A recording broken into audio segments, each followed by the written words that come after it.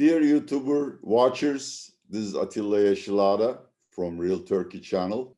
Today we're with Ms. Selva Tor, who is an international expert on diplomatic issues as well as a very successful businesswoman who has consulted multinationals and Turkish companies on energy projects and corporate finance. Today we're going to speak on an issue that is on the national and international agenda once again. Turkish state lender Halkbank has just appealed to a federal court in New York State to claim immunity from a lawsuit at the lower court, alleging that it has violated Iran's sanctions. Even using these terms is way beyond me. So I'm going to ask Ms. Selva Tor, who has extensively investigated this matter, to tell us about the history and the future about the Halkbank case. Ms. Tor, welcome to our program, and please accept my gratitude for joining My pleasure. Let's start with Halkbank, which is sort of like a national hobby in Turkey. Yesterday, an appeals court heard arguments that Halkbank claimed sovereign immunity, and in a few days, I suppose, a ruling will be rendered. Halkbank wants the lower court case to be dismissed.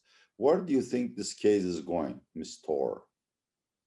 Well, starting about yesterday's appeal court, the basic argument of the Halkbank parties were the breaching of the Foreign Ammunition Act, which was in place when Hakan Atilla, the former deputy general manager of Halkbank, which has been, taken to custody in the United States, then has been convicted to, if I'm not mistaken, 18 months of jail service.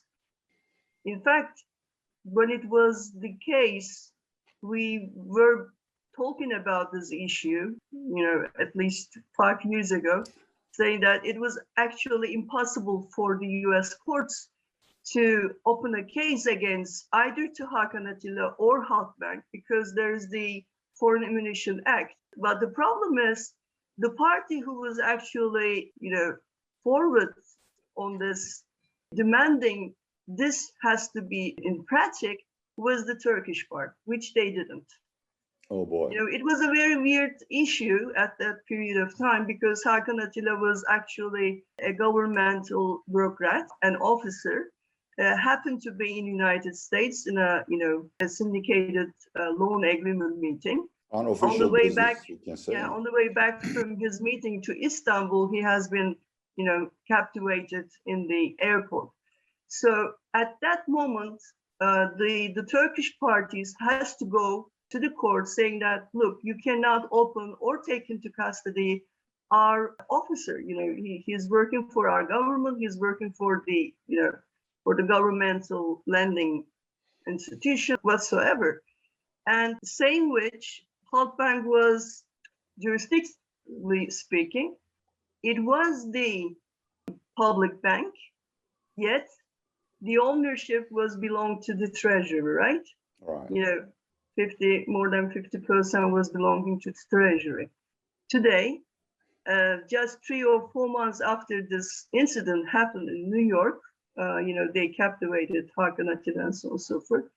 They transferred the shares of Halkbank to the Turkish Wealth Fund, which is in fact not a wealth fund, right?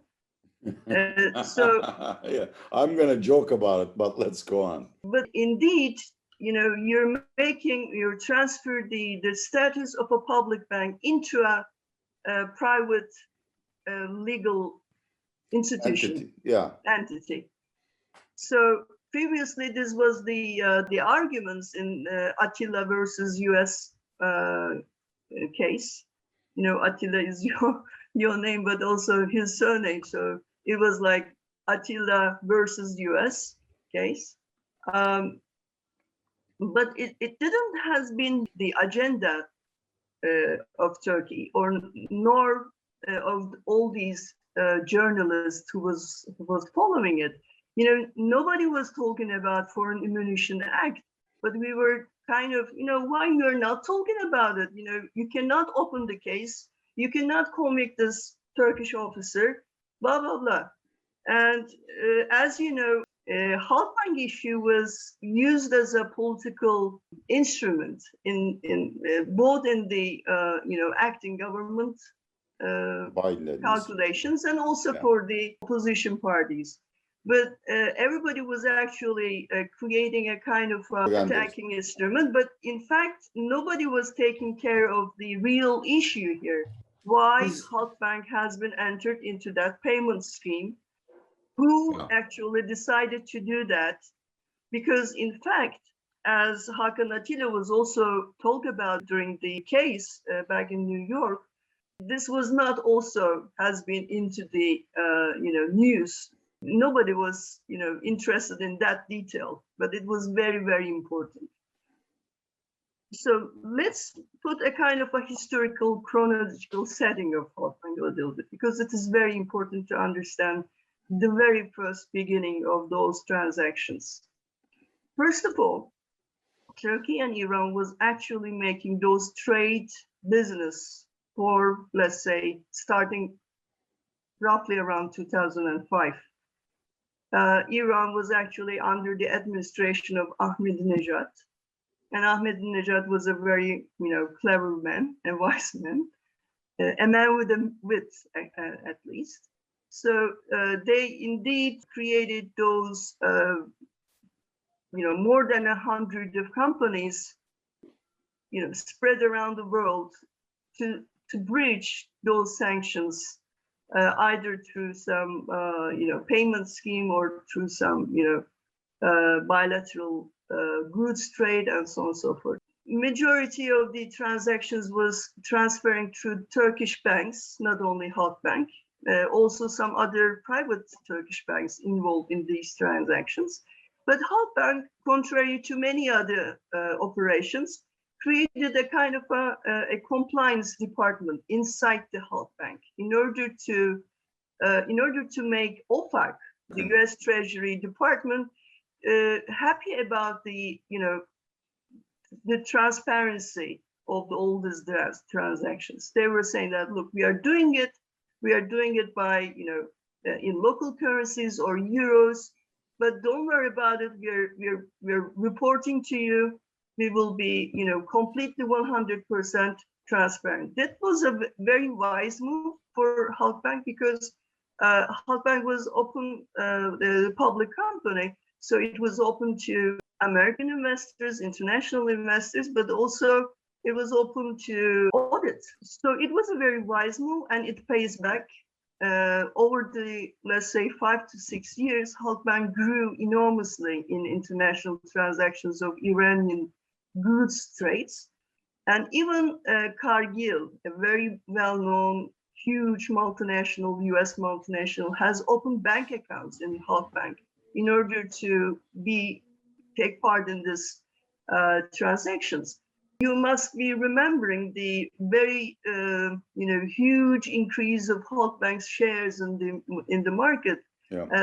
If I'm not mistaken, in 2011 or 12 or 10, Halkbank's market value comes something around $20 billion or something. Yeah. So at that period of time, everyone was very happy. The US parties were happy. Everybody was happy. But as the moment that Obama get into the power, they would like to bring Iran into the negotiation table of nuclear deal. So there is the only one very useful tool for them, economic sanctions. So they increase the depth of the sanctions. It was just about limiting nuclear facility goods, but they would like to embed into the financial transactions into it. But they couldn't convince either Russia or China in the United Nations. And a week after the UN, if I'm not mistaken, 1929 resolution, which limiting nuclear facility activities of Iran, they said that, okay, this is not good and enough for us. We are making our own sanctions regime. And a week after this UN resolution, they created their own sanctions and saying that, look, whatever goes into Iran and whatever goes out from Iran in the monetary terms is black money. So it includes the oil trade. By the time, we are talking about 2010 and 2011, early in 2011, again, the transactions in Halkbank was up and running, and there were no problem at all. And then the U.S. Treasury people came into Turkey without, delivering information about their presence. They made meetings with banking administrations and the general managers and so on and so forth, and saying that, look, if you're one or another be involved in that kind of transactions, you will be considered as black money traders. So the banking personnel, the banking people has been too much stress. They go to the administration. You know this story, and the administration says, look, we are dealing with only UN resolution. We don't care about US, blah, blah, blah.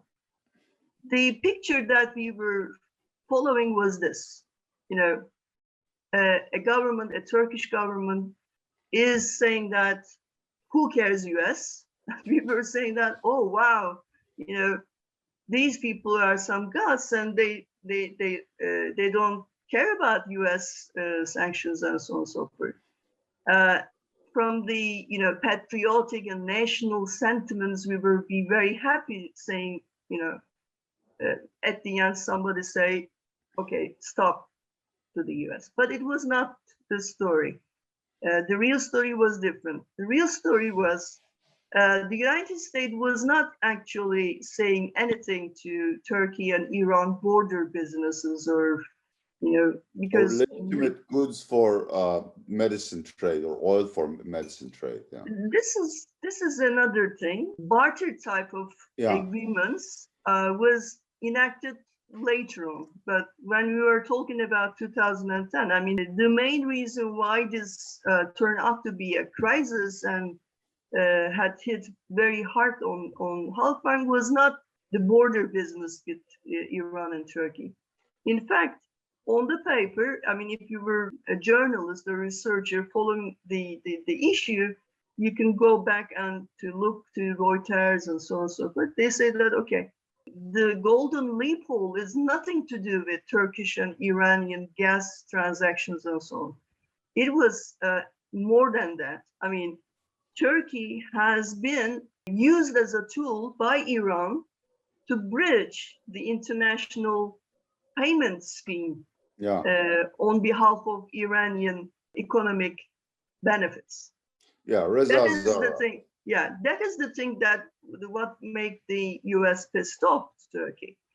But in fact, my concern, my personal research interest was that who decided this? Because in a country, if you're a legitimate sovereign entity in international system, your primary goal is to preserve your own people's good and prosperity and security. And if you're taking some policy decisions or you're making some policy choices, so you have to go back and say, okay, what are the risks? I mean, if I do this, even if you are right, even if you have the courage and you have the right, you have to make a calculation. What are the pros and what are the cons? So my research interest was who decided Halkbank to go into that level of international payment scheme, because if it was only about Turkish-Iranian trade, I don't think that United States would say and created a crisis like this, because 1.2 billion barrels per day, in fact, Iran is exporting oil to the world, and Turkey, of course, is one of the primary buyer, but there are also many other buyers like Italy, Spain, so on and so forth, and they still keep on, exporting and making those oil transactions on barter agreements, of course, not like, cash. Not through the SWIFT, yes. Dollar, yeah. They didn't use the swap and so on and so forth. But The core crisis was related not with Iran and Turkey. The core crisis was about India. There were Now, four you haven't answered refineries. the question. Are you saying that actually the government of Turkey had allowed or instructed Halkbank to go ahead with whatever was going on? My findings a little bit much more interesting than that. And the issue is here.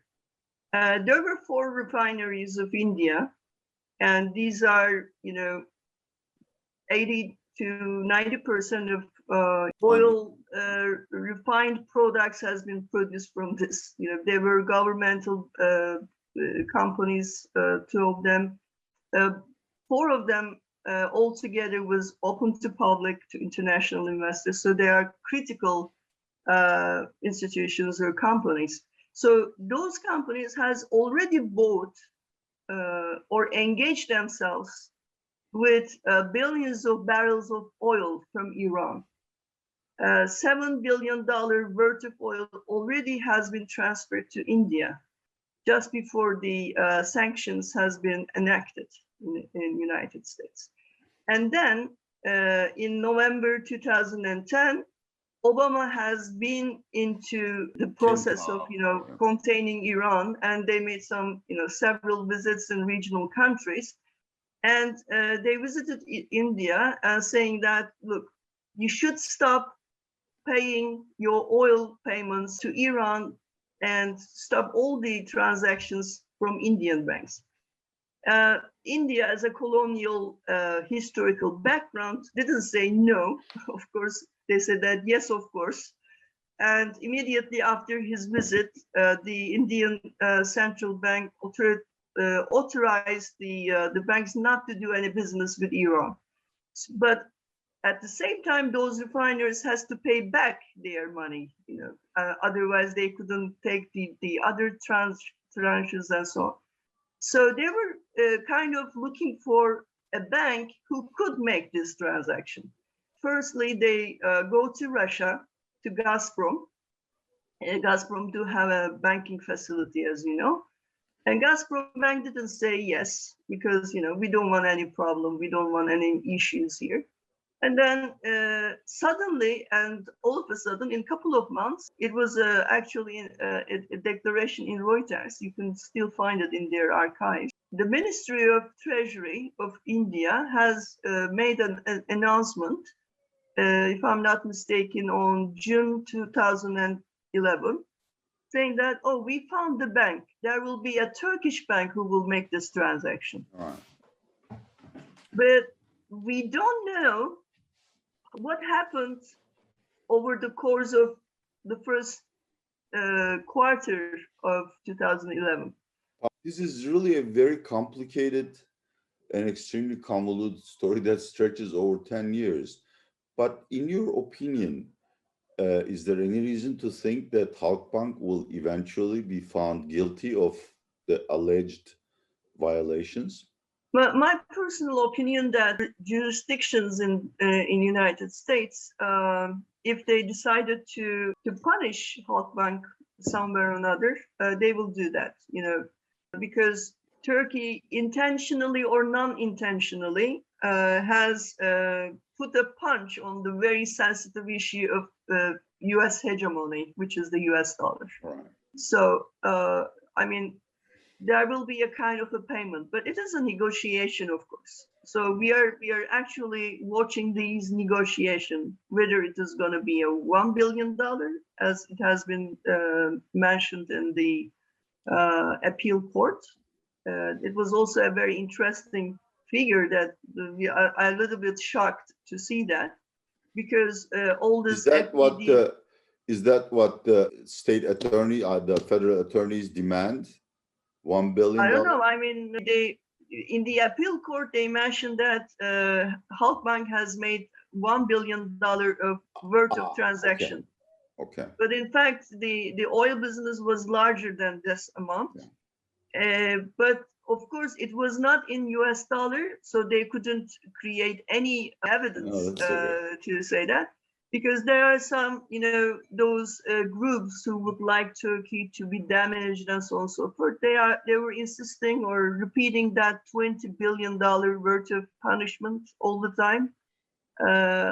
I mean, there was no baseline for this. They were kind of, out of the blue. They were saying this all of the time, all of the time. Somebody was even on social media around midnight saying $40 billion penalty. Yeah, I remember that guy. Yeah, I remember. I government remember should that go guy. after those people. Yeah, I don't know. I don't remember his name, but he was a Turkish MP, or he was one of the members of the E Party or something. I said that, look, you cannot do that because it's an open public company and you're manipulating or speculating very sensitive issue. Yeah. This is by law, it is forbidden. That Halkbank issue is a very, I mean, I was going to be talking about that, but it's a long history and long issue. I don't want to take too much of the time, but that because I want to tie this in to the general Biden-Erdogan or Turkey relations. Is there any way that the main issues of Halkbank, S-400s, and the northeastern Syria can be resolved amicably? Or will sanctions? United States always used monetary power as the component of its hard power all the time. It is not a new thing.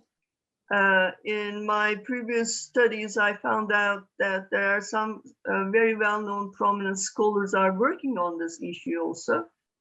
14 to 15 different cases, currency manipulation, monetary regime. Let's quickly remind you, 1956 Suez Channel crisis. In order to make the United Kingdom to take out of Suez Channel, they actually speculated pound, and they even bankrupted Royal Highness Treasury. It was not a new thing. United States has always used its monetary power as the main component of hard power. Economic sanctions, they're always using it. But is it paying back? I don't think so. United States has created a very bitter legacy here by disregarding the cultural, historical, and political, social ties of these geography, and very vulgarly used economic sanctions, and without thinking how might be the unintentional consequences might be. At the end of the day, they're still using it in their relationship with Turkey, of course. And Halkbank is one of the pillars of today's Biden's policymaking. In fact, this story started when he was the vice president in Obama administration. Yes. So it's a kind of a continuity in this issue. Yeah, but I think, I mean, in this instance, is there any way this could be solved without sanctions, without harming the interests of either country? Is there a midway solution to the problem? We have already Problems are real. Yeah, yes, but dear Yesilada, we have been already harmed to a great deal. Today, Halkbank market value is not more than $1 billion. Only Halkbank has lost $19 billion worth of value. And I'm talking about I don't want to talk about and the northeastern Syria as well. Yeah, and I don't want to talk about the other consequences that made Turkey to find or indebted its treasury. The cost of the money has been increased. The CDS premiums has increased. Right. And look at the cost of the financial burden that we have to face. What might be another burden that they can do through Halkbank? I don't think that it is a primary deal in Turkish-American case anymore. Right. Not anymore. I mean, not anymore, because it's already been very, badly managed. Because there were issues that we can talk about it later, maybe in another session. That it was a unhuman and unjust jurisdiction that we had experienced in Hakan Attila's case. Hakan Attila has been convicted for 18 months or something. but there were no evidence that he has been involved in kind of a dollar transaction. They couldn't, present those evidences. I'm personally position myself in the middle of everything. I'm positioning myself in an equal distance to everybody, to every party, because it's a national issue. I mean, Halkbank is not AK Parti's bank or CHP's bank. Halkbank is a national treasure for all of us, and we should be care about why. We have to ask this question: why this thing happened to Halkbank? Who decided this? Who made those policy decisions? This is the question I ask. Do you think the AKP government was responsible, or at least had the knowledge that what Halkbank did might have led to these consequences? This is a little bit complicated. I have no concrete evidence yet, but there are some very incidents that is very, on time and very timely, very interesting. The Fethullah Gülen's those Gülenist groups did have a business associations once called TUSKON. TUSKON was actually seemed to be arranging this deal from the very first scratch. It was a kind of a trap for Turkey, and they have convinced the minister, they have convinced the political actors or political elites, and give the order to Halkbank do it. But I don't think that the general management of Halkbank didn't ask Central Intelligence or Foreign Affairs Ministry or the Treasury Ministry, okay, look, if we do that, those things might happen. What do you think? I don't think that they didn't do that. I mean, what I'm trying to say, they must ask know. Yeah. to the central government about the consequences. Are you all aware of the fact that this might thing happen, and so on and so forth? And if a national interest can command on saying that, okay, we have to do it because otherwise this and this thing happened to us. I mean, this is okay, we might not know this cosmic issues or discussions and so on and so forth. But I don't think that it has been evolved like that. Unfortunately, there is a very concrete involvement of the Gülenists to manipulate the decision makers to decide that this is a good game. Okay. You understand what I mean? Yes. I mean, that is the thing that I'm most curious about, so the parties who involved in this transaction must speak one day, and we will get to know. Today, we are only observing it. Well, this certainly has been a very unusual and unheard side of the Halkbank saga, which has been going on for 10 years. I want to thank Ms. Selva Tor for bringing this different angle to all real Turkey watchers. And once again, want to say goodbye from sunny Istanbul. And thank you very much to Ms. Selva Tor for joining our program today. My pleasure.